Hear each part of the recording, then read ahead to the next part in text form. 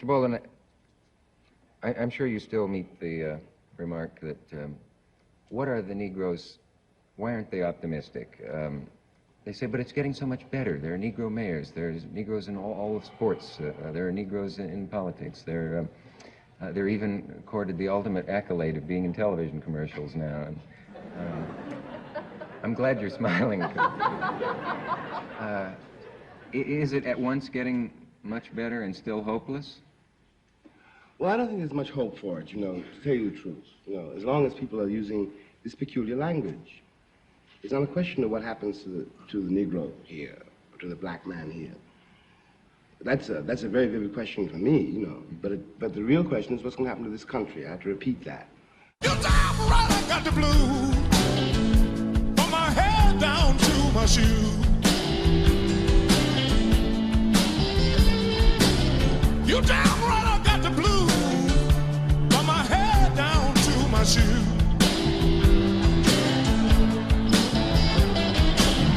I can't win, 'cause I don't have a thing to lose.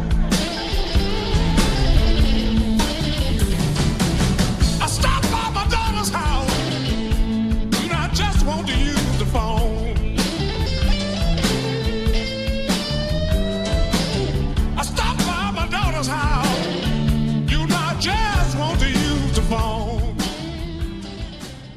To J. Acton, Spartan Literary Agency, June 30th, 1979. My dear Jay, I'll confess to you that I am writing the enclosed proposal in a somewhat divided frame of mind. The summer has scarcely begun, and I feel already that it's almost over.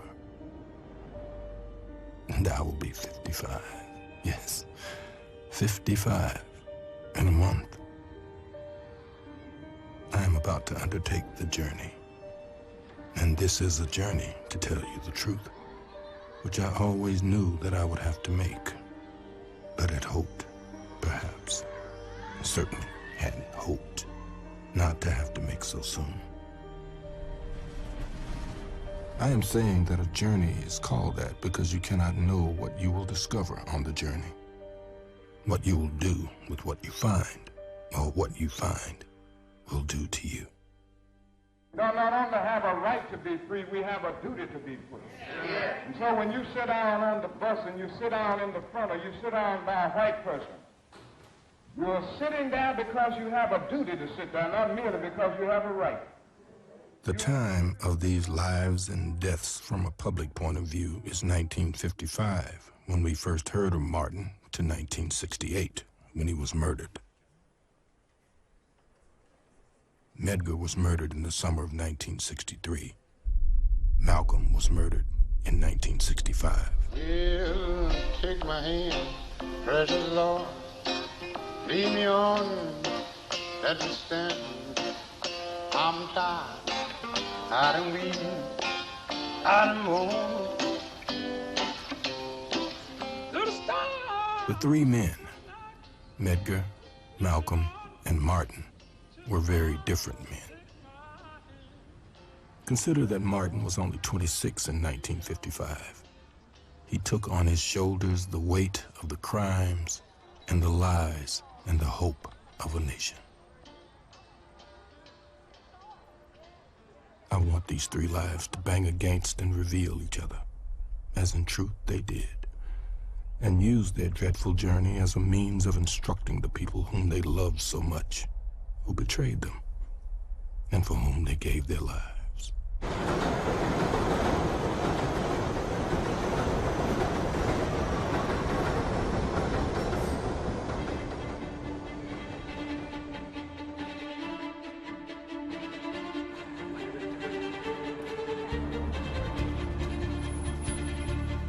The moment a Negro child walks into the school, every decent, self-respecting, loving parent should take his white child out of that parochial school.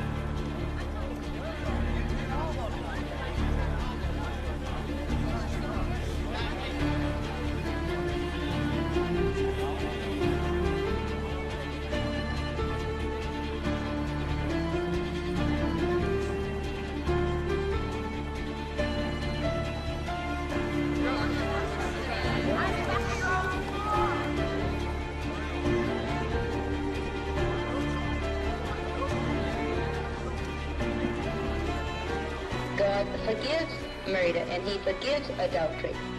But he is very angry and he actually curses all who do integrate.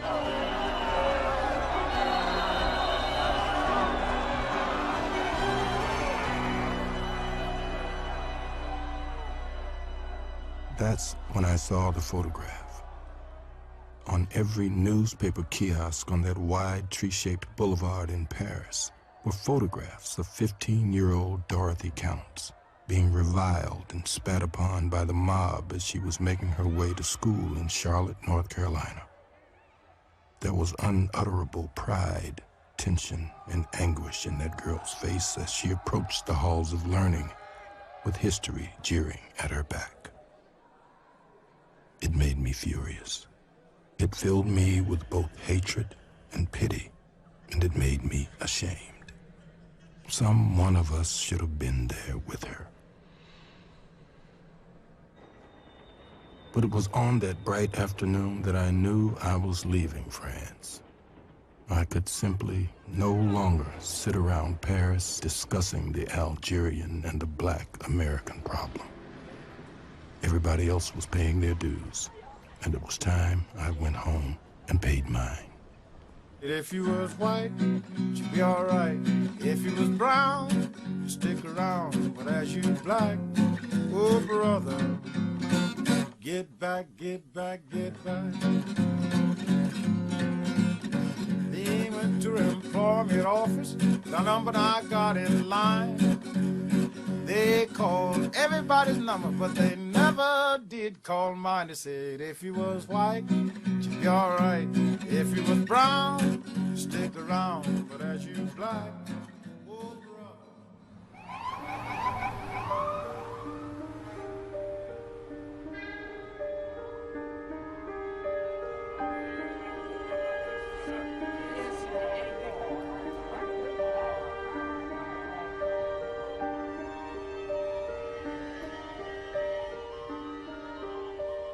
I had at last come home. If there was in this some illusion, there was also much truth. In the years in Paris, I had never been homesick for anything American. Neither waffles, ice cream, hot dogs, baseball, majorettes, movies, nor the Empire State Building, nor Coney Island, nor the Statue of Liberty, nor the Daily News, nor Times Square. All of these things had passed out of me. They might never have existed. And it made absolutely no difference to me if I never saw them again.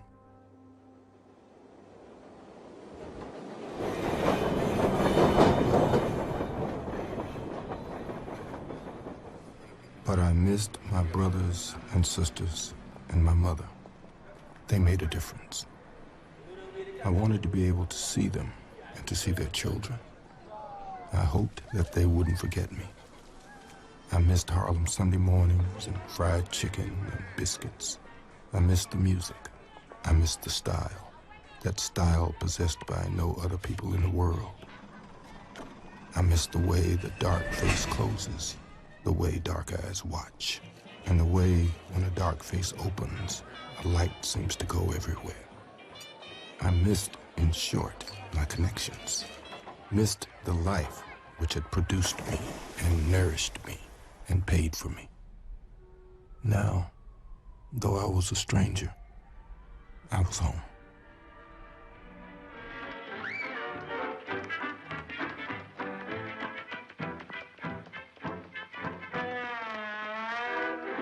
I am fascinated by the movement on and off the screen. I'm about 7. I'm with my mother or my aunt. The movie is Dance, Fools, Dance.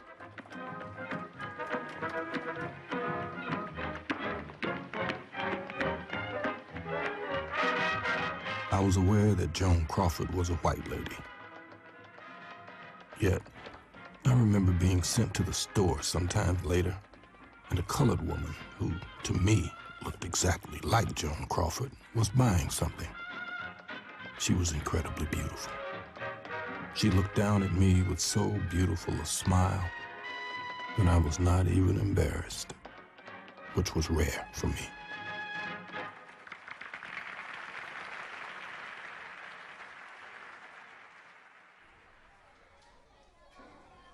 By this time, I had been taken in hand by a young white school teacher named Bill Miller, a beautiful woman, very important to me. She gave me books to read and talked to me about the books and about the world, about Ethiopia and Italy and the German Third Reich, and took me to see plays and films to which no one else would have dreamed of taking a 10-year-old boy.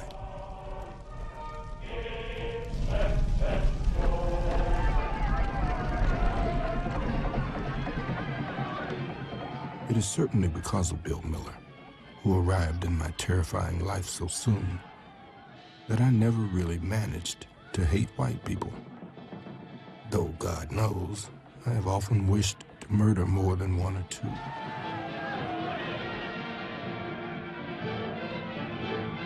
Therefore, I began to suspect that white people did not act as they did because they were white, but for some other reason. I was a child, of course, and therefore unsophisticated. I took Bill Miller as she was, or as she appeared to be to me. She too, anyway, was treated like a nigger, especially by the cops, and she had no love for landlords. Richard, can't get him up. Richard, can't get him up. Richard, can't get him up. Lazy Richard can't get him up.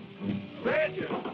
In these days, no one resembling my father has yet made an appearance on the American cinema scene. Can't get him up. We'll try to get him on the phone. I was laying down dreaming. No, it's not entirely true.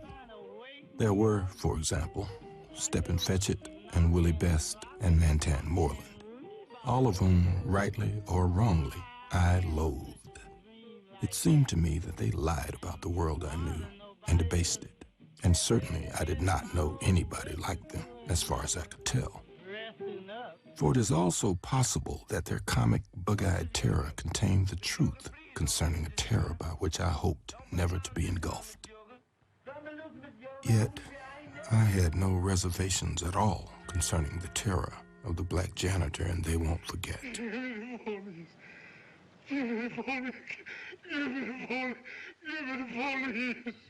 I think that it was a black actor named Clinton Rosemond who played this part, and he looked a little like my father.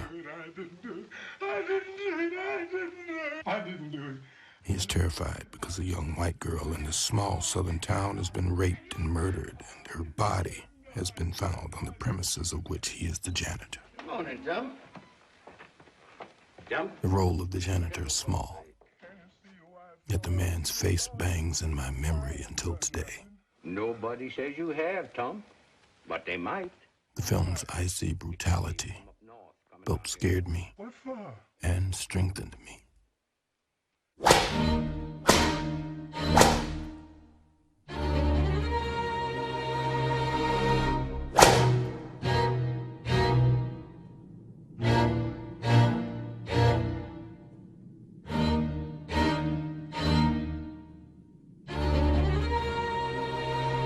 Because Uncle Tom refuses to take vengeance in his own hands, he was not a hero for me.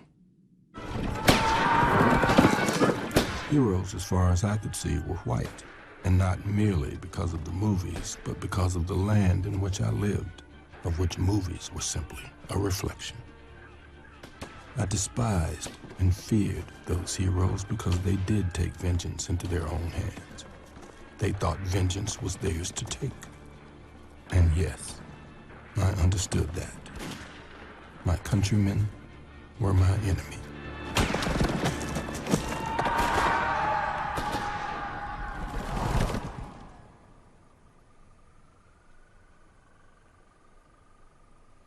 I suspect that all these stories are designed to reassure us that no crime was committed. We'd made a legend out of a massacre. leaving aside all the physical facts which one can quote, leaving aside rape or murder, leaving aside the bloody catalog of oppression, which we are in one way too familiar with already, what this does to the subjugated is to destroy his sense of reality. This means, in the case of an American Negro, born in that glittering republic, and in the moment you are born, since you don't know any better, every stick and stone and every face is white, and since you have not yet seen a mirror, you suppose that you are too. It comes as a great shock around the age of 5 or 6 or 7 to discover that Gary Cooper killing off the Indians when you were rooting for Gary Cooper, that the Indians were you. It comes as a great shock to discover that the country, which is your birthplace and to which you owe your life and your identity, has not in its whole system of reality evolved any place for you. My dear Jay, you must, it is to be hoped, be as curious as I am concerning the execution of this book project. I know how to do it, technically. It is a matter of research and journeys. And with you or without you, I will do it anyway. I begin in September when I go on the road. The road means my return to the South. It means briefly, for example, seeing Medgar Evers and the children, those children who are children no longer. It means going back to Atlanta, to Selma, to Birmingham. It means seeing Coretta Scott King and Martin's children. I know that Martin's daughter, whose name I don't remember, and Malcolm's oldest daughter, whose name is Attila, are both in the theater, and apparently are friends. It means seeing Betty Shabazz, Malcolm's widow, and the 5 younger children.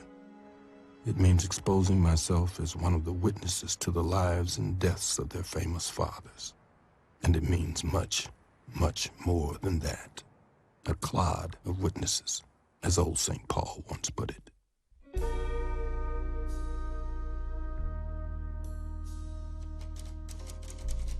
I first met Malcolm X. I saw Malcolm before I met him. I was giving a lecture somewhere in New York. Malcolm was sitting in the first row of the hall, bending forward at such an angle that his long arms nearly caressed the ankles of his long legs, staring up at me. I very nearly panicked. I knew Malcolm only by legend, and this legend, since I was a Harlem street boy, I was sufficiently astute to distrust. Malcolm might be the torch that white people claim he was, though, in general, white America's evaluations of these matters would be laughable and even pathetic did not these evaluations have such wicked results. On the other hand, Malcolm had no reason to trust me either, and so I stumbled through my lecture, with Malcolm never taking his eyes from my face. Don't know why there's no sun up in the sky, stormy weather, since my man and I ain't together, keeps raining all the time.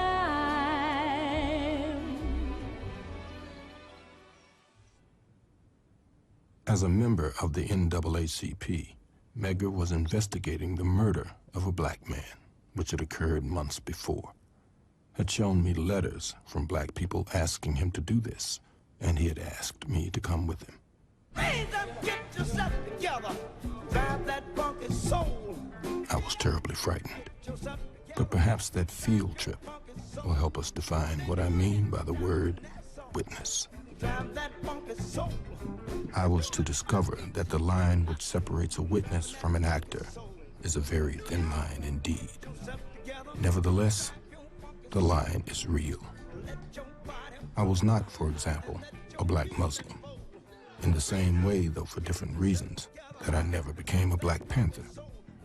because I did not believe that all white people were devils, and I did not want young black people to believe that. I was not a member of any Christian congregation because I knew that they had not heard and did not live by the commandment, love one another as I love you.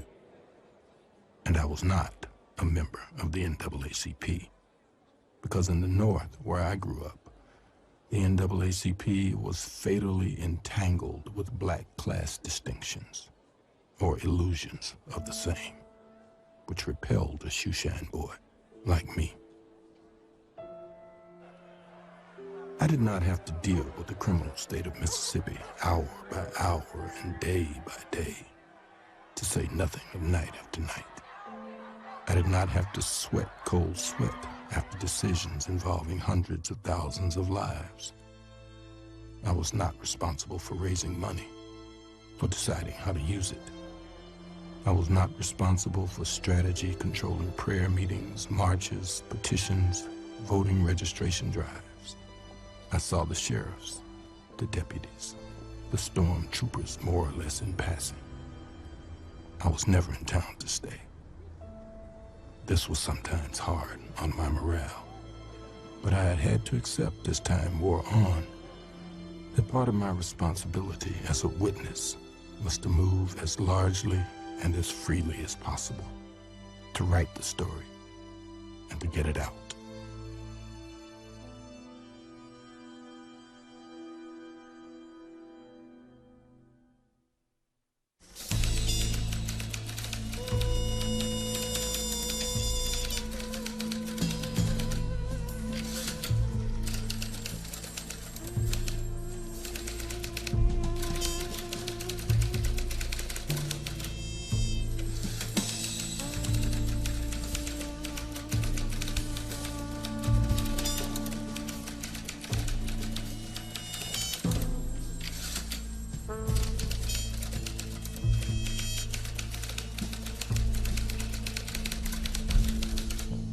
All be concerned with but one goal, the eradication of crime. The Federal Bureau of Investigation is as close to you as your nearest telephone. It seeks to be your protector in all matters within its jurisdiction. It belongs to you.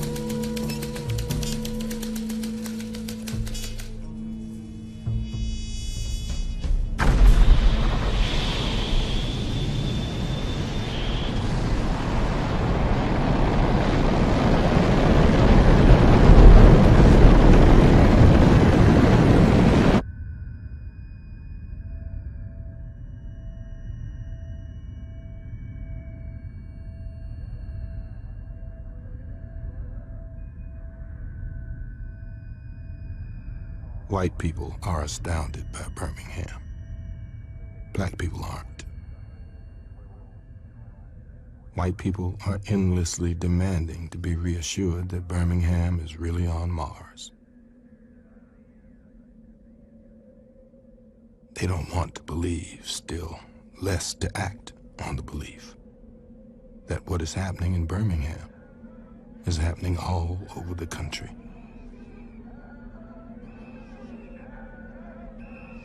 They don't want to realize that there is not one step morally or actually between Birmingham and Los Angeles.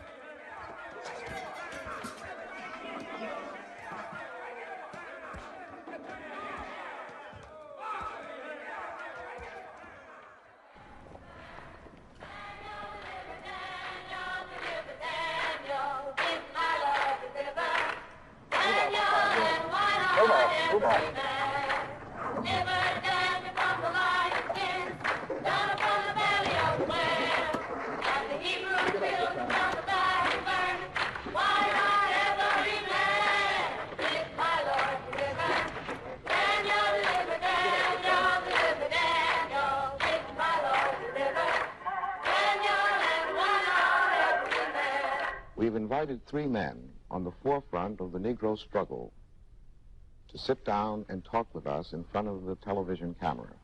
Each of these men, through his actions and his words, but with vastly different manner and means, is a spokesman for some segment of the Negro people today. Black people in this country have been the victims of violence at the hands of the white man for 400 years.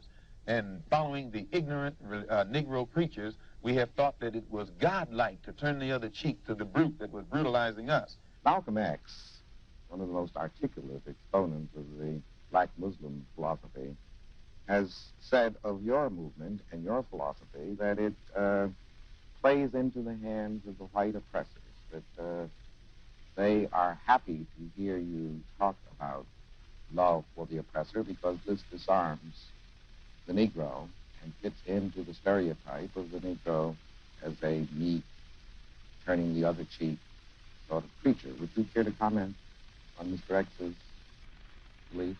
Well, I don't think of love as, in this context, as emotional bosh. But I think of love as something strong and that organizes itself into powerful, direct action. This is what I tried to teach in this struggle in the South, that we are not engaged in a struggle that means we sit down and do nothing. That there's a great deal of difference between non-resistance to evil and non-violent resistance. Martin Luther King is just a 20th century or modern Uncle Tom or a religious Uncle Tom who is doing the same thing today to keep Negroes defenseless in the face of attack that Uncle Tom did on the plantation to keep those Negroes defenseless in the face of the attack of the Klan in that day. I think, though, that we can be sure that the vast majority of Negroes who engage in the demonstrations and who understand the nonviolent philosophy will be able to face dogs and all of the other brutal methods that are used without retaliating with violence, because they understand that one of the first principles of nonviolence is a willingness to be the recipient of violence while never inflicting violence upon another. As concerns Malcolm and Martin, I watched two men coming from unimaginably different backgrounds, whose positions originally were poles apart, driven closer and closer together. By the time each died, their positions had become virtually the same position. It can be said, indeed, that Martin picked up Malcolm's burden, articulated the vision which Malcolm had begun to see and for which he paid with his life, and that Malcolm was one of the people Martin saw on the mountaintop. Medgar was too young to have seen this happen, though he hoped for it and would not have been surprised. But Medgar was murdered first. I was older than Medgar, Malcolm, and Martin. I was raised to believe that the eldest was supposed to be a model for the younger, and was, of course, expected to die first. Not one of these three lived to be 40.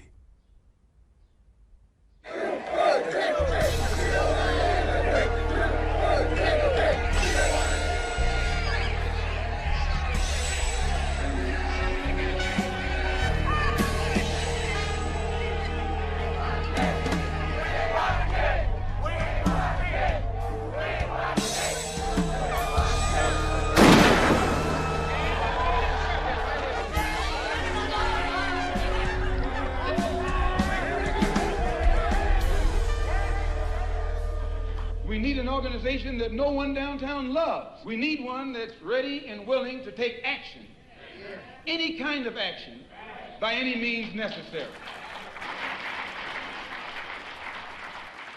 When Malcolm talks, or one of the ministers talk, they articulate for all the Negro people who hear them, who listen to them, they articulate their suffering, the suffering which has been in this country so long denied.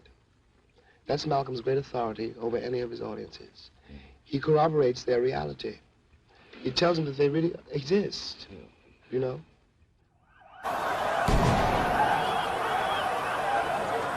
Sit back.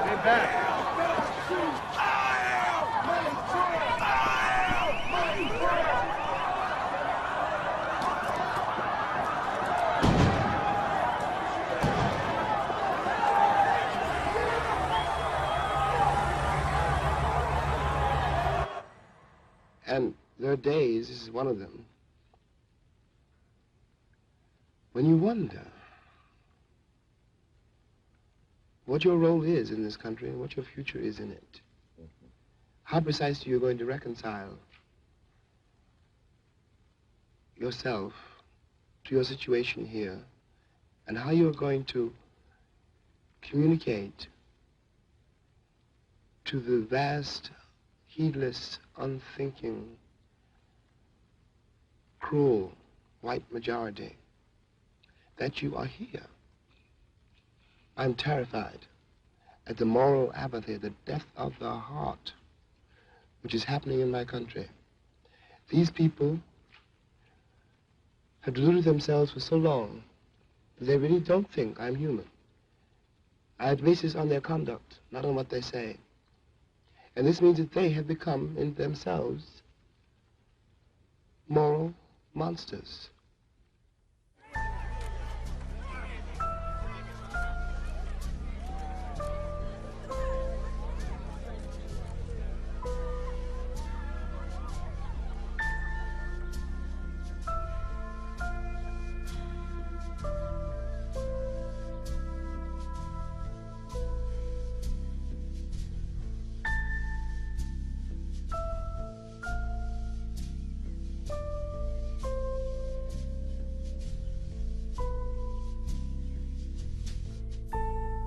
Most of the white Americans I've ever encountered, really, had a Negro friend or a Negro maid or somebody in high school, but they never, or rarely, after school was over or whatever, came to my kitchen.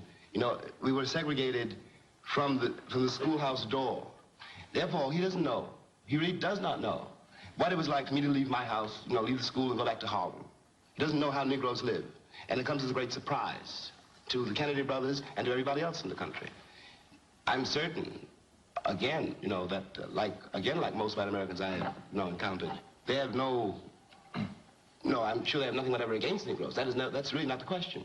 The question is really a kind of apathy and ignorance, which is a price to be paid for segregation. That's what segregation means. You don't know what's happening on the other side of the wall because you don't want to know. I was, in some way, in those years, without entirely realizing it, the great black hope of the great white father. I was not a racist, or so I thought. Malcolm was a racist, or so they thought. In fact, we were simply trapped in the same situation. Well, you tell that to my boy tonight when you put him to sleep on the living room couch. And you tell it to him in the morning when his mother goes out of here to take care of somebody else's kids. And tell it to me when we want some curtains or some drapes and you sneak out of here and go work in somebody's kitchen. All I want is to make a future for this family. All I want is to be able to stand in front of my boy like my father never was able to do to me. I must sketch now the famous Bobby Kennedy meeting. Lorraine Hansberry would not be very much younger than I am now if she were alive. At the time of the Bobby Kennedy meeting, she was 33. That was one of the very last times I saw her on her feet, and she died at the age of 34. I miss her so much. People forget how young everybody was. Bobby Kennedy, for another quite different example, was 38. We wanted him to tell his brother, the president, to personally escort to school on that day or the day after a small black girl already scheduled to enter Deep South School. That way, we said, it will be clear that whoever spits on that child will be spitting on the nation.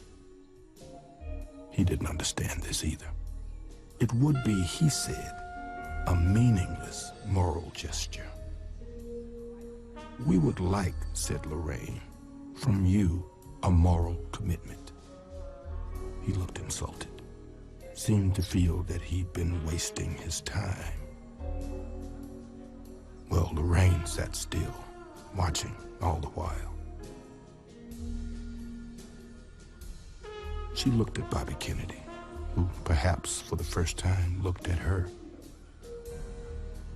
"But I'm very worried," she said, "about the state of the civilization which produced that photograph of the white cop standing on that Negro woman's neck in Birmingham." Then she smiled, and I am glad that she was not smiling at me. "Goodbye, Mr. Attorney General," she said, then turned and walked out of the room. And then we heard the thunder.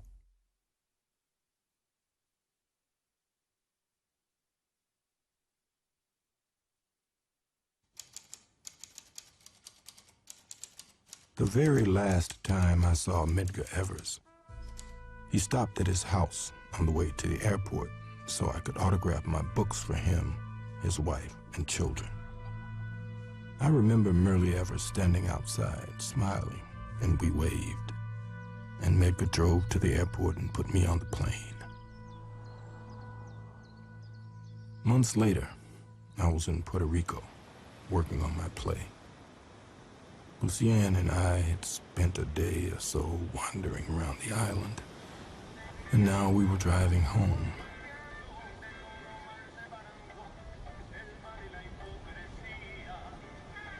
It was a wonderful, bright, sunny day. Top of the car was down. We were laughing, talking, and the radio was playing. Then the music stopped, and a voice announced that Medgar Evers had been shot to death in the carport of his home, and his wife and children had seen the big man fall. Evers was buried from the bullet he caught.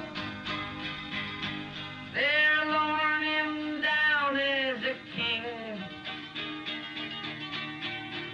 But when the shadowy sun sits on the one that fired the gun, you'll see by his grave, on the stone that remains, carved next to his name, his epitaph claims, only a pawn in their game. The blue sky seemed to descend like a blanket, and I couldn't say anything. I couldn't cry. I just remembered his face, a bright, blunt, handsome face, and his weariness, which he wore like his skin, and the way he said "road" for road. And his telling me how the tatters of clothes from a lynched body hung, flapping in the tree for days, and how he had to pass that tree every day. Medgar, gone.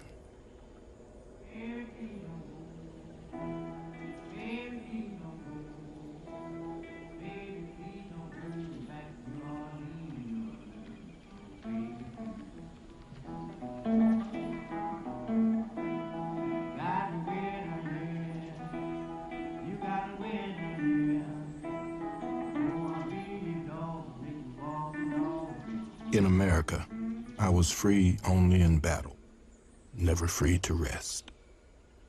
And he who finds no way to rest cannot long survive the battle.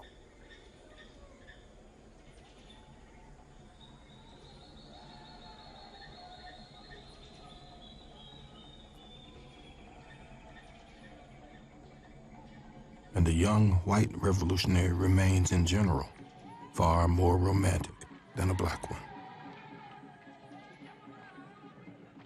White people have managed to get through entire lifetimes in this euphoric state, but black people have not been so lucky. A black man who sees the world the way John Wayne, for example, sees it, would not be an eccentric patriot, but a raving maniac. The truth is, that this country does not know what to do with its black population, dreaming of anything like the final solution.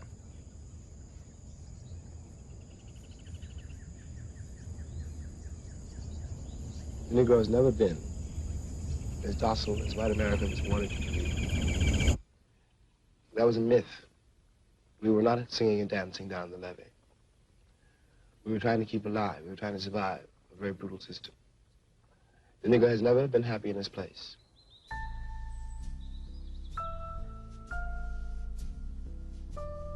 One of the most terrible things is that, in fact, whether I like it or not, I am an American.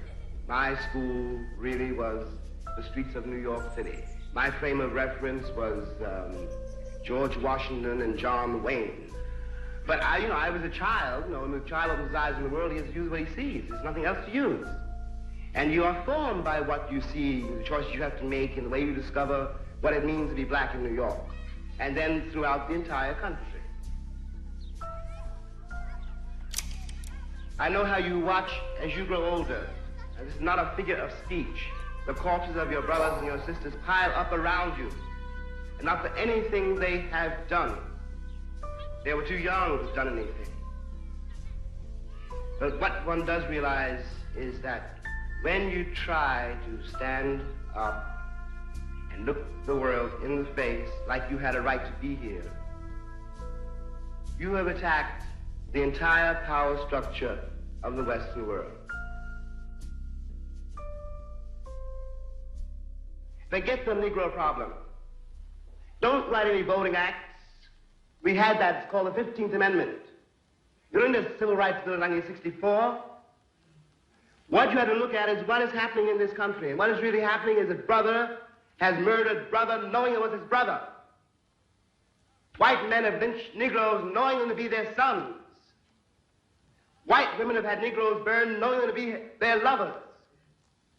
It is not a racial problem. It's a problem whether or not you're willing to look at your life and be responsible for it and then begin to change it. That great Western house I come from is one house, and I am one of the children of that house. Simply, I'm the most despised child of that house. And it is because the American people are unable to face the fact that, in fact, I am flesh of their flesh, bone of their bone, created by them. My blood, my father's blood is in that soil.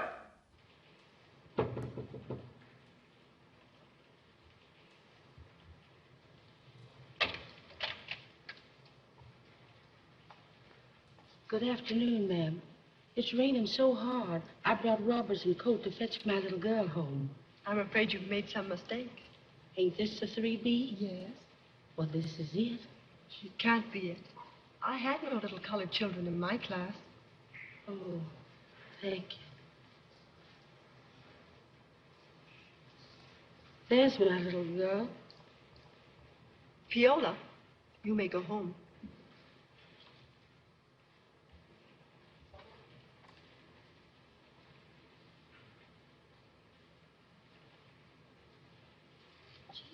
I didn't know she was colored. Neither did I. I hate you. I hate you. I hate you. Viola. Viola.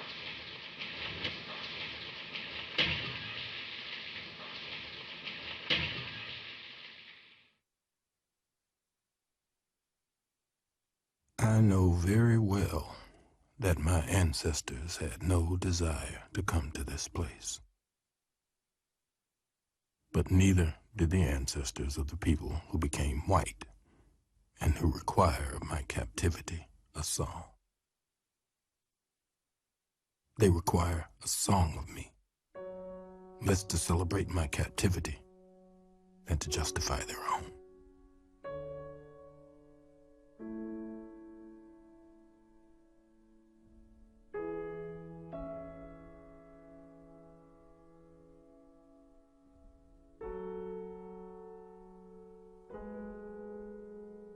I've always been struck in America by an emotional poverty so bottomless and a terror of human life, of human touch, so deep that virtually no American appears able to achieve any viable organic connection between his public stance and his private life.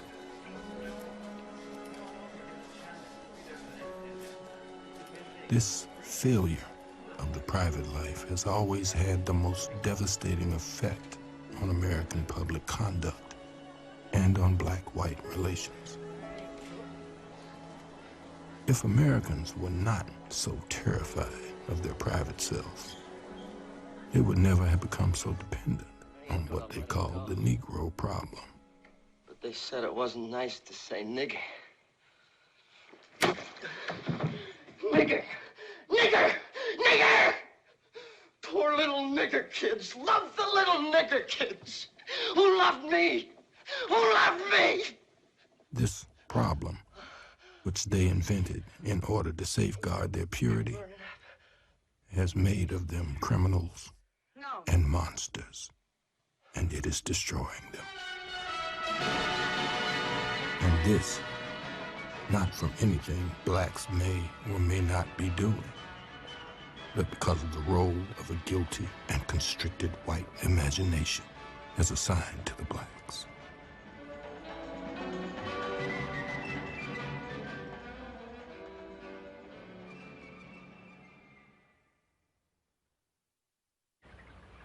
Look, man, don't give me that look. You should have got what was coming to you after spitting in that guy's face. Why, you... It is impossible to accept the premise of the story, a premise based on the profound American misunderstanding of the nature of the hatred between black and white. That time is now. The root of the black man's hatred is rage, and he does not so much hate white men as simply wants them out of his way, and more than that, out of his children's way. The root of the white man's hatred is terror, a bottomless and nameless terror, which focuses on this dread figure, an entity which lives only in his mind.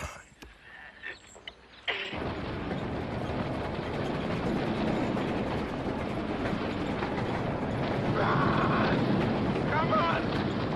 I can't make it. I can't make it.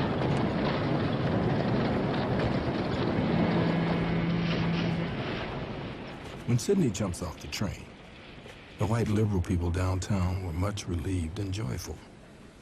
But when black people saw him jump off the train, they yelled, "Get back on the train, you fool." The black man jumps off the train in order to reassure white people, to make them know that they are not hated, that though they have made human errors, they done nothing for which to be hated. I'm Chiquita the 9-9, I'm here to say I am the top banana. In spite of the fabulous myths proliferating in this country concerning the sexuality of black people, black men are still used in the popular culture as though they had no sexual equipment at all. Sidney Poitier, as a black artist and a man, is also up against the infantile, furtive sexuality of this country. Both he and Harry Belafonte, for example, are sex symbols, though no one dares admit that, still less to use them as any of the Hollywood he-men are used. Black people have been robbed of everything in this country, and they don't want to be robbed of their artists. Black people particularly disliked Guess Who's Coming to Dinner because they felt that Sidney was, in effect, being used against them. Guess Who's Coming to Dinner may prove in some bizarre way to be a milestone, because it is really quite impossible to go any further in that particular direction. If you ever plan to motor west, The next time, the kissing will have to start. take the highway, that's the best. Well, got your ticket? Here you are. Thank you. I am aware that men do not kiss each other in American films, nor for the most part in America, nor do the black detective and the white sheriff kiss here. You take care. You hear?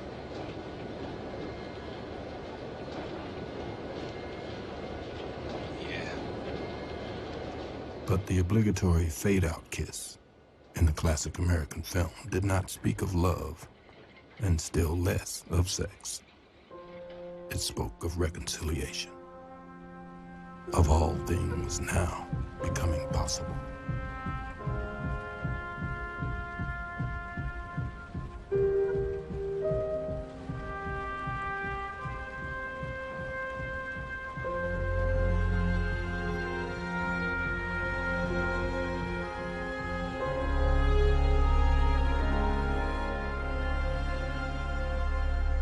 I knew a blonde girl in the village a long time ago. And eventually we never walked out of the house together. She was far safer walking the streets alone than when walking with me. A brutal and humiliating fact, which thoroughly destroyed whatever relationship this girl and I might have been able to achieve. This happens all the time in America. But Americans have yet to realize what a sinister fact this is and what it says about them. When we walked out in the evening then, she would leave ahead of me, alone. I would give about 5 minutes, and then I would walk out alone, taking another route and meet her on the subway platform. We would not acknowledge each other. We would get into the subway car, sitting at opposite ends of it, and walk separately through the streets of the free and the brave to wherever we were going, a friend's house or the movies.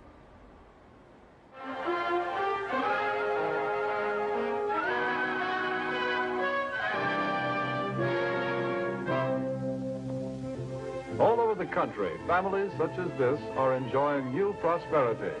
They have new interests, new standards of living, a buying power they've never enjoyed before. There are good prospects for practically all types of goods and services. All too often, though, they are overlooked prospects. Since 1940, in San Francisco alone, the Negro market has increased by 89%. Here are millions of customers for what you have to sell. Customers with $15 billion to spend.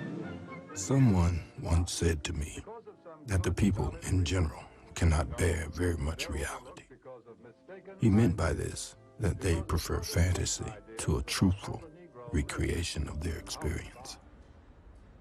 People have quite enough reality to bear by simply getting through their lives, raising their children, dealing with the eternal conundrums of birth, taxes, and death.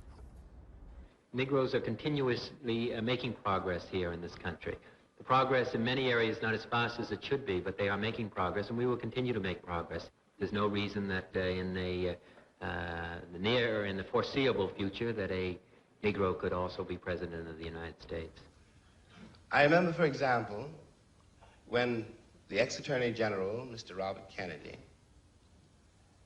said that it was conceivable that in 40 years in America we might have a Negro president. And that sounded like a very emancipated statement, I suppose, to white people. They were not in Harlem when this statement was first heard, and did not hear, and possibly will never hear, the laughter and the bitterness and the scorn with which the statement was greeted. From the point of view of the man in the Harlem barbershop, Bobby Kennedy only got here yesterday. And now he's already on his way to the presidency. We've been here for 400 years, and now he tells us that maybe in 40 years, if you're good, we may let you become president. It was a dream, just a dream I had on my mind. It was a dream, just a dream I had on my mind. And when I woke up, baby, not a thing could I find.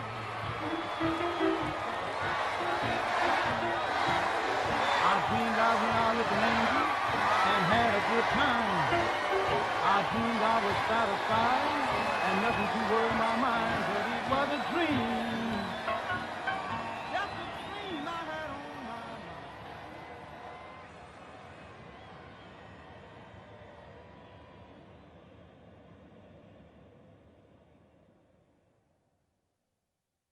Let me put it this way, that from a very literal point of view, the harbors and the ports and the railroads of the country,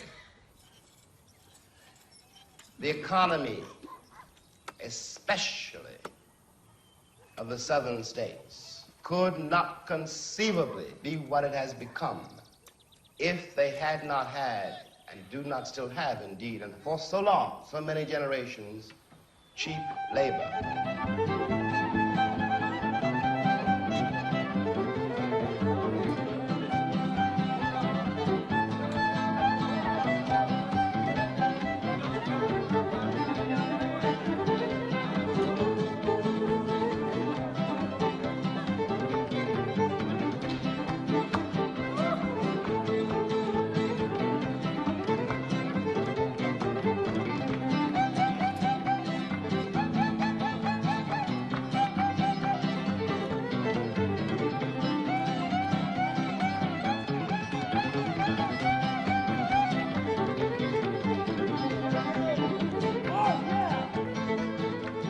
Terrible thing for an entire people to surrender to the notion that 1/9 of its population is beneath them. And until that moment, until the moment comes when we, the Americans, we, the American people, are able to accept the fact that I have to accept, for example, that my ancestors are both white and black, that on that continent we are trying to forge a new identity for which we need each other, and that I am not a ward of America. I am not an object of missionary charity. I am one of the people who built the country.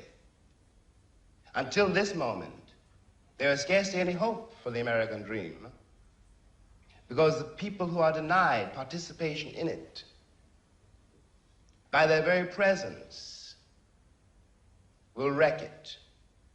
And if that happens, it's a very grave moment for the West. Thank you.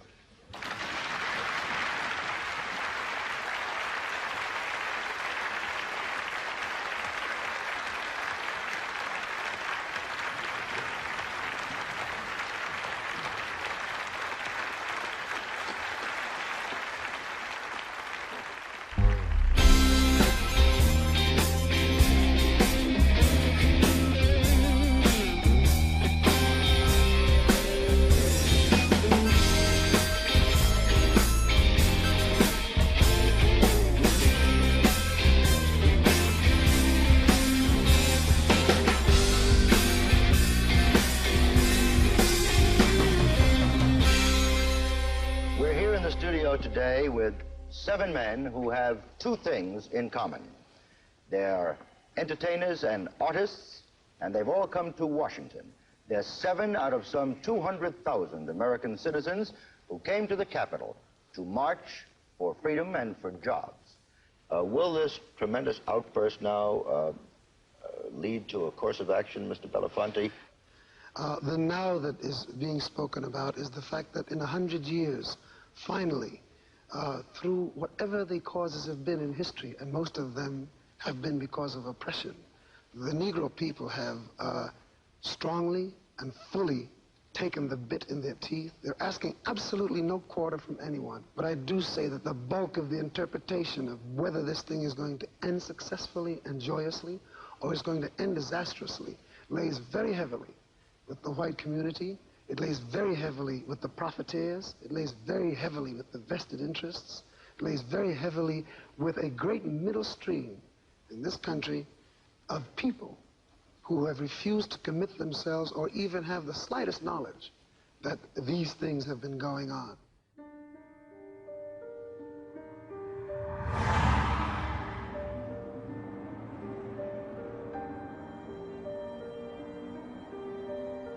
I am speaking as a member of a certain democracy in a very complex country which insists on being very narrow-minded. Simplicity is taken to be a great American virtue, along with sincerity. I'm sorry. I am deeply sorry. And I'm sorry. I'm deeply sorry about And there are no excuses. I am sorry. You've made plenty of mistakes. For that, I apologize. I am very sorry. You know, I'm sorry I did this to you, but you got to get used to it. It's one of those little problems in life.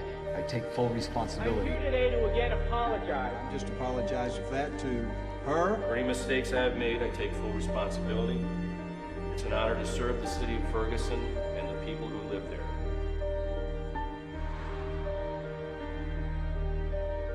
One of the results of this is that immaturity is taken to be a virtue too. So that someone like that, let's say John Wayne, who spent most of his time on screen admonishing Indians, was in no necessity to grow up.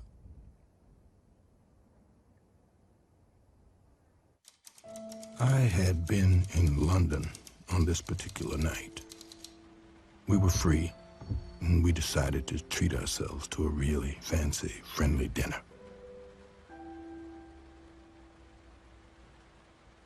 The head waiter came and said there was a phone call for me, and my sister Gloria rose to take it. She was very strange when she came back. She didn't say anything, and I began to be afraid to ask her anything. Then, nibbling at something she obviously wasn't tasting, she said, "Well, I've got to tell you because the press is on its way over here. They have just killed Malcolm."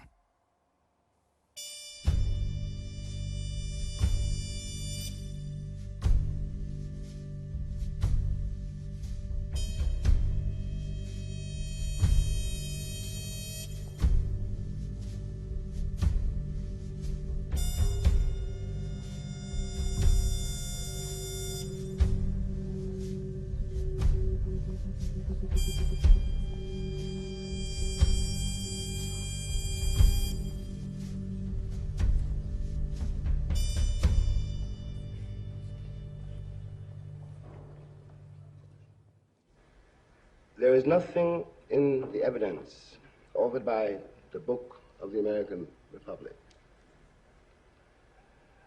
which allows me really to argue with a cat who says to me,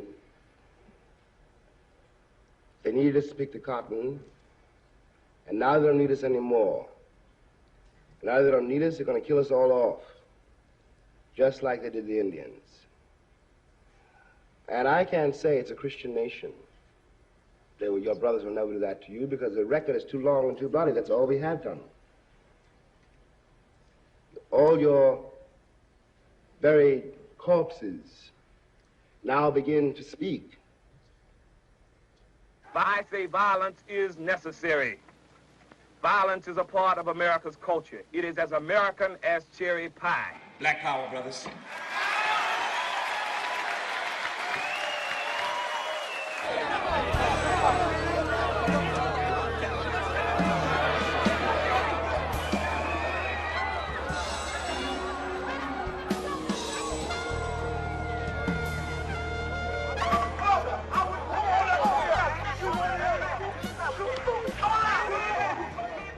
If we were white, if we were Irish, if we were Jewish, if we were Poles, if we had, in fact, in your mind, a frame of reference, our heroes would be your heroes too. Nat Turner would be a hero for you instead of a threat. Malcolm X might still be alive.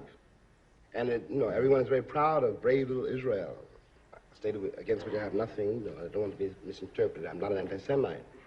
But, when the Israelis pick up guns, or the Poles, or the Irish, or any white man in the world, says, give me liberty or give me death, the entire white world applauds. When a black man says exactly the same thing, word for word, he is judged a criminal and treated like one, and everything possible is done to make an example of this bad nigger so there won't be any more like him. Look out across this land we love. Look about you, wherever you are. There's unending scenic beauty. And there's freedom. It's an inherent American right, meaning many different things to every single citizen. It's a leisurely afternoon of golf along a pleasant coast. It's an amusement park, a roller coaster ride. A day at the county fair.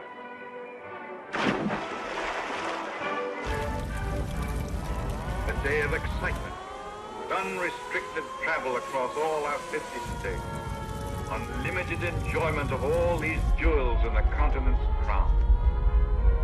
For all of us, there's all of America, all of its scenic beauty, all of its heritage of history, all of its limitless opportunities. We've dropped too many bombs on Vietnam now. Let us save our national honor. Stop the bombing and stop the war.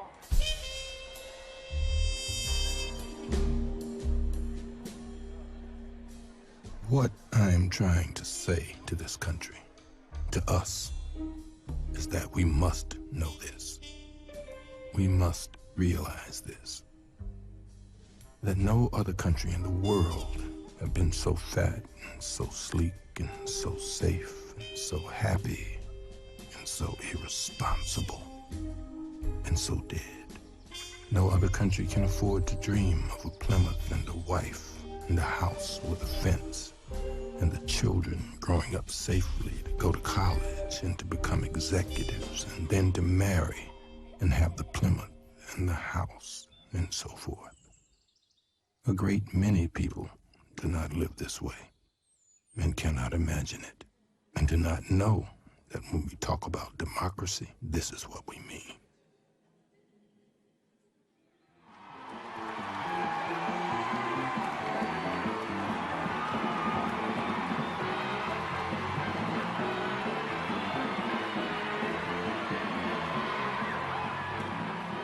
The industry is compelled, given the way it is built, to present to the American people a self-perpetuating fantasy of American life.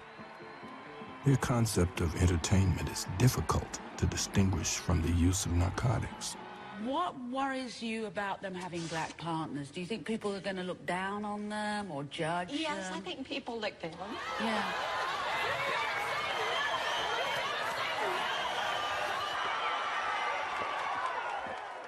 To watch the TV screen for any length of time is to learn some really frightening things about the American sense of reality. We are cruelly trapped between what we would like to be and what we actually are. And we cannot possibly become what we would like to be until we're willing to ask ourselves just why the lives we lead on this continent are mainly so empty, so tame, and so ugly. These images are designed not to trouble, but to reassure. They also weaken our ability to deal with the world as it is, ourselves as we are. I would like to add someone to our group here. Professor Paul Weiss, a Sterling Professor of Philosophy at Yale.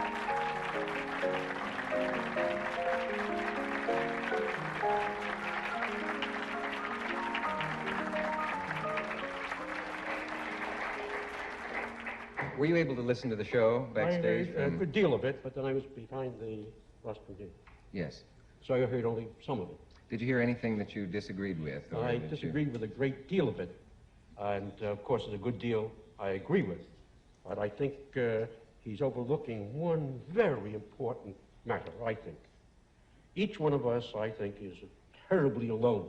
He lives his own individual life. There's all kinds of obstacles in the way of religion or color or size or shape or lack of ability, and the problem is to become a man. But what I was discussing was not that problem. really. I was discussing the difficulties, the obstacles, the very real danger of death thrown up by this society when a black man attempts to become a man. All this emphasis upon black man and white does emphasize something which is here, but it emphasizes or perhaps exaggerates it, and therefore makes us put people together in groups which they ought not to be in. I have more in common with a black scholar than I have with a white man who's against scholarship. And you have more in common with a white author than you have with someone who's against all literature. So why must we always concentrate on color or on religion or this? There are other ways of connecting men. I'll tell you this. When I left this country in 1948, I left this country for one reason only, one reason. I didn't care where I went. I might have gone to Hong Kong, I might have gone to Timbuktu, I ended up in Paris, on the streets of Paris, with $40 in my pocket on the theory that nothing worse could happen to me there than had already happened to me here. You talk about making it as a writer by yourself. You had to be able then to turn off all the antenna with which you live, because once you turn your back on this society, you may die. You may die. And it's very hard to sit at a typewriter and concentrate on that if you're afraid of the world around you. The years I lived in Paris did one thing for me.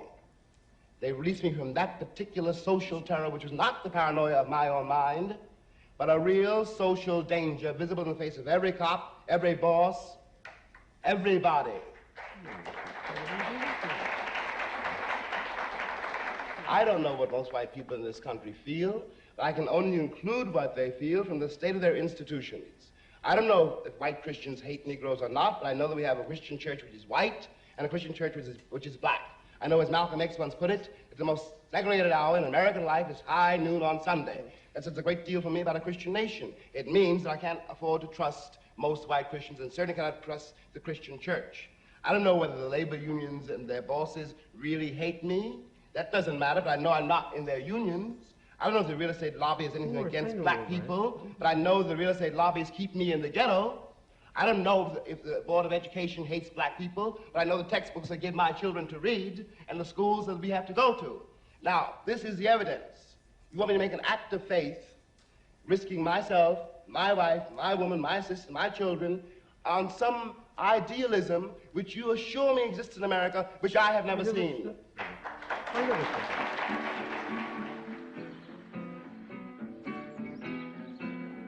All of the Western nations have been caught in a lie, the lie of their pretended humanism.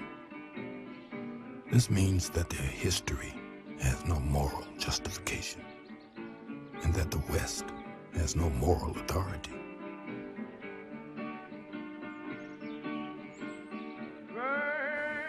Vile as I am, states one of the characters in Dostoevsky's The Idiot, I don't believe in the wagons that bring bread to humanity.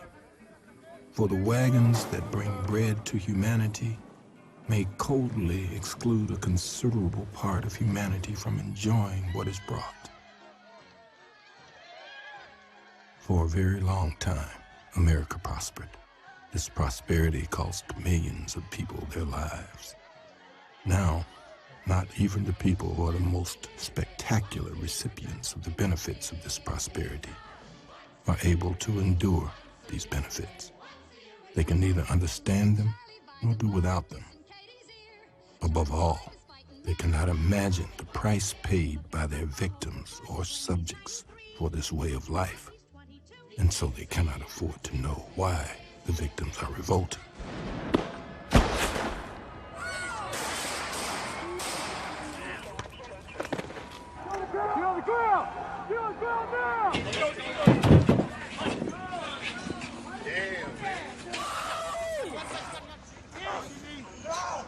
This is the formula for a nation or kingdom decline.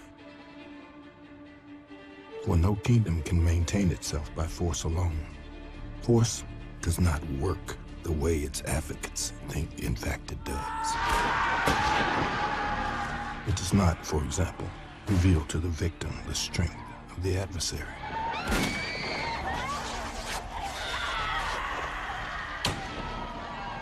On the contrary, it reveals the weakness, even the panic of the adversary. And this revelation invest the victim with passion.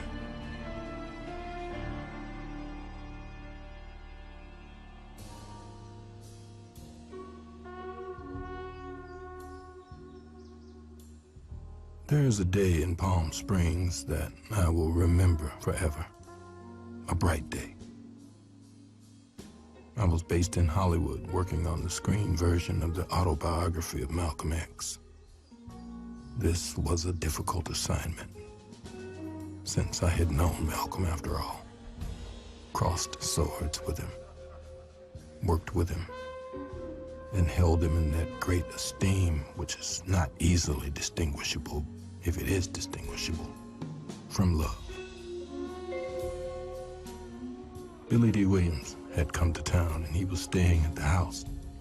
I very much wanted Billy D. for the role of Malcolm.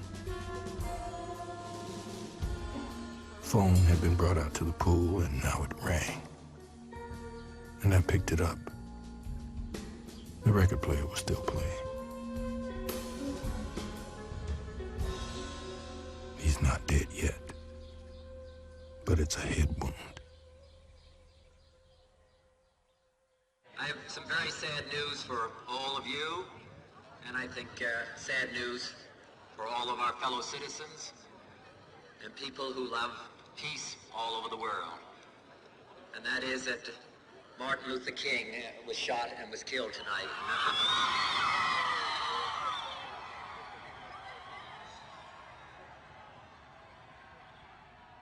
I hardly remember the rest of the evening at all. I remember weeping briefly, more in helpless rage than in sorrow, and Billy trying to comfort me. But I really don't remember that evening at all. Mother dear, may I go downtown instead of out to play and march the streets of Birmingham in a freedom march today? But mother, I won't be alone. Other children will go with me and march the streets of Birmingham to make my country free. The church was packed. In the pew before me sat Marlon Brando, Sammy Davis, Eartha Kitt, Sidney Poitier nearby. I saw Harry Belafonte sitting next to Coretta King. I have a childhood handover thing about not weeping in public, and I was concentrating on holding myself together. I did not want to weep for Martin. Tears seemed futile. But I may also have been afraid, and I could not have been the only one, that if I began to weep, I would not be able to stop. I started to cry, and I stumbled. Sammy grabbed my arm. The story of the Negro in America is the story of America. It is not a pretty story. What can we do? Well, I am tired. I don't know how it will come about. I know that no matter how it comes about, it will be bloody. It will be hard. I still believe that we can do with this country something that has not been done before. We are misled here because we think of numbers. You don't need numbers. You need passion. And this is proven by the history of the world. The tragedy is that most of the people who say they care about it do not care. What they care about is their safety and their profits. When I was laying in jail with my back to the wall,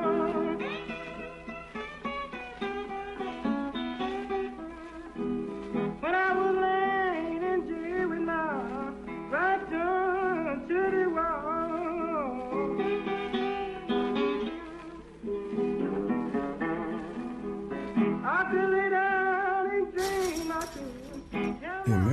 of life has failed to make people happier or make them better. We do not want to admit this, and we do not admit it. We persist in believing that the empty and criminal among our children are the result of some miscalculation in the formula that can be corrected. That the bottomless and aimless hostility which makes our cities among the most dangerous in the world is created and felt by a handful of aberrants. That the lack yawning everywhere in this country of passionate conviction, of personal authority, proves only our rather appealing tendency to be gregarious and democratic. To look around the United States today is enough to make prophets and angels weep. This is not the land of the free. It is only very unwillingly and sporadically the home of the brave.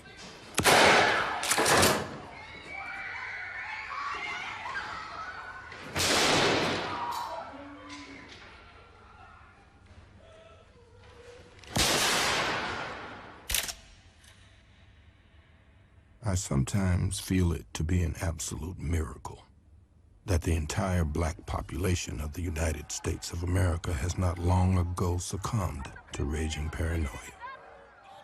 People finally say to you, in an attempt to dismiss the social reality, "But you're so bitter."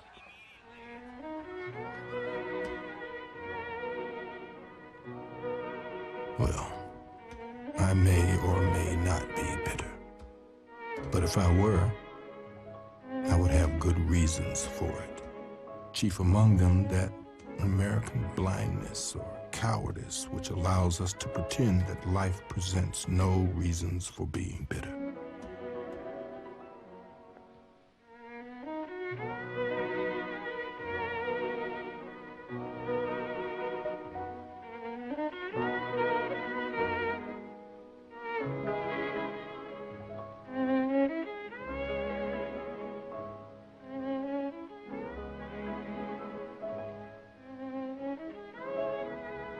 In this country, for a dangerously long time, there have been two levels of experience.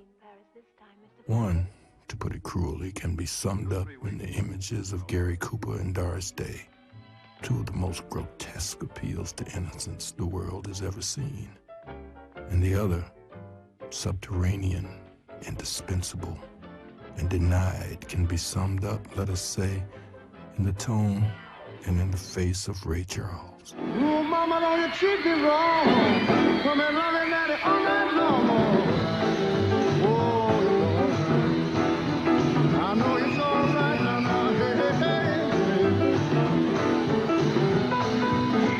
When you see me in misery, come on, baby, see about me.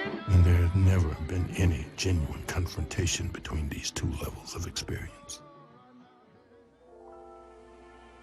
Should I be bad or nice? Should I surrender his pleading words so tenderly entreat me? Is this the night that love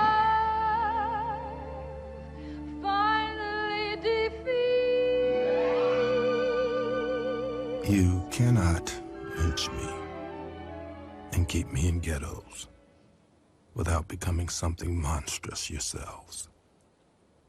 And furthermore, you give me a terrifying advantage. You never had to look at me. I had to look at you. I know more about you than you know about me.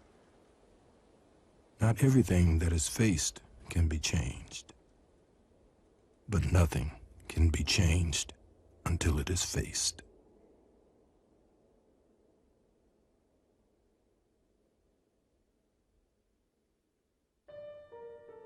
History is not the past. It is the present. We carry our history with us. We are our history. If we pretend otherwise, we literally are criminals. I attest to this. The world is not white. It never was white. Cannot be white. White is a metaphor for power. And that is simply a way of describing Chase Manhattan Bank.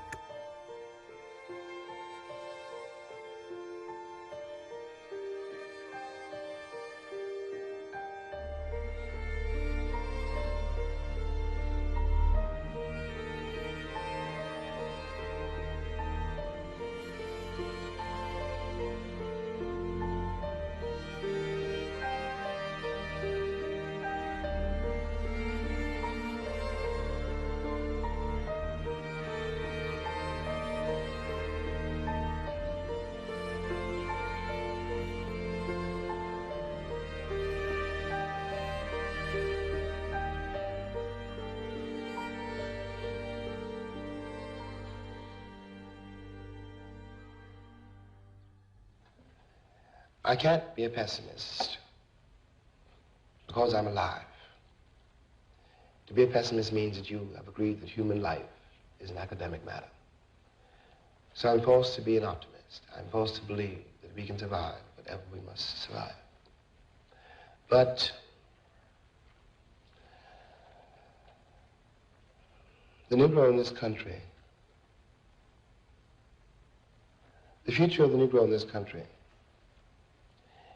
is precisely as bright or as dark as the future of the country. It is entirely up to the American people and our representatives. It is entirely up to the American people whether or not they're going to face and deal with and embrace this stranger whom they maligned so long. What white people have to do is try to find out in their own hearts why it was necessary to have a nigger in the first place. Because I'm not a nigger. I'm a man. But if you think I'm a nigger, it means you need him. The question you've got to ask yourself, the white population of this country has got to ask itself, north and south, because it's one country, and for a Negro, there is no difference in the north and the south. There's just a difference in the way they castrate you. But the fact of the castration is the American fact. If I'm not the nigger here, and you invented him, you, the white people, invented him, then you got to find out why. And the future of the country depends on that, whether or not it's able to ask that question.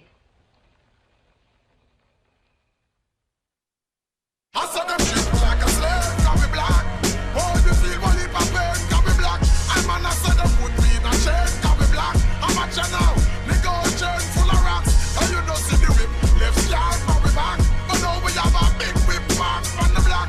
Oh, them a say we doom from the start, got me black. Remember this, every race start from the block. Just remember that. I'm the biggest hypocrite in 2015. Once I finish this, witnesses will convey just what I mean.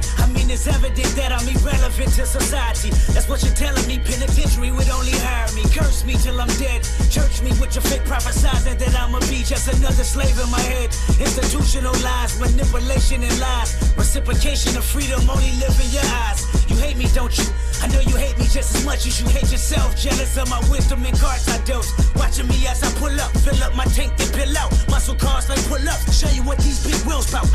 Black and successful. This black man meant to be special. Cat scans on my radar. Bitch, how can I help you? How can I tell you I'm making a killing? You make me a killer. Emancipation of a real nigga. The blacker the belly, the sweeter the juice. The blacker the belly, the sweeter the juice. The blacker the belly, the sweeter the juice. The blacker the belly, the bigger I shoot. I saw them shit like a slave, got me black. Oh, if you feel one heap of pain, got me black. I'm an I said them put me in a chain, got me black. I'm a chain now, nigga a chain full of rocks. And you don't see the whip, left slide from me back. But now we have a big whip back from the block. Oh, them a say we doom from the start, got me black. Remember this, every race start from the block. Just remember that. I'm the biggest hypocrite in 2015. When I finish this, if you listen, then sure you will agree. This plot is bigger than me. It's generational hatred. It's cynicism. It's grimy, little justification. I'm African American. I'm African. I'm black as the heart of a fucking Aryan. I'm black as the name of Tyrone and Darius. Excuse my French, but fuck you, no fuck y'all. That's as blunt as it gets. I know you hate me, don't you? You hate my people, I can tell cause it's threats when I see you. I can tell cause your waist deceitful. No, I can tell because you in love with the desert eagle. Thinking maliciously, he get a chain then you gon' bleed him. It's funny how Zulu and Xhosa might go to war. Two tribal armies that wanna build and destroy. Remind me of these Compton Crip gangs that live next door. Beefing with power rules, only death settle the score. So no matter how much I say I like to preach with the Panthers, or tell Georgia State Marcus Garvey got all the answers, or try to celebrate February like it's my B-Day, or eat watermelon chicken and Kool-Aid on weekdays, or jump high enough to get Michael Jordan endorsements, or watch BET cause urban support is important. So why did I weep when Trayvon Martin was in the street? When gang banging make me kill a nigga blacker than me? Hypocrite.